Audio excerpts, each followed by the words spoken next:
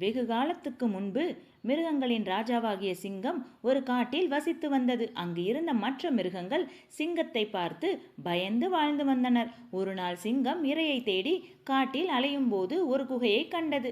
உள்ளே சென்று பார்க்கும்போது அங்கே யாரும் இல்லை.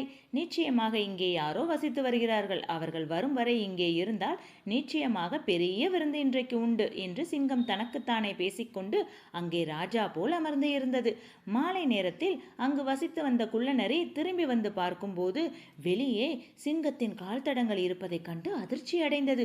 இப்போது நான் உள்ளே சென்றால் நானே அபாயத்தை ஏற்படுத்தியது போல் இருக்கும் என்று குள்ளநரி எண்ணியது. ஆனால் குகைக்குள் சிங்கம் இருக்கிறதா என்பதை எப்படி கண்டுபிடிப்பது? புத்திசாலியான குள்ளநரி மனதில் ஒரு திட்டமிட்டது. ஓ குகையே என்று பெரிய சத்தத்தில் நரி கத்தியது. இதை கேட்டு சிங்கம் சந்தோஷப்பட்டாலும் சத்தமில்லாமல் பதுங்கி இருந்தது. மீண்டும் குள்ளநரி சத்தமாக, ஓ குகையே, நீ ஏன் இன்று மௌனமாக இருக்கிறாய் என்று கேட்டது. நரி குகையிடம் பேசுவது அதிசயமாக இருந்தாலும் சிங்கம் அமைதியாகவே இருந்தது. மீண்டும் குள்ளநரி, ஓ குகையே, உனக்கு என்ன ஆயிற்று? எல்லா நாளும் நான் திரும்பி வந்தவுடனே எனக்கு வணக்கம் சொல்லுவாய். இன்று ஏன் பேசாமல் இருக்கிறாய்?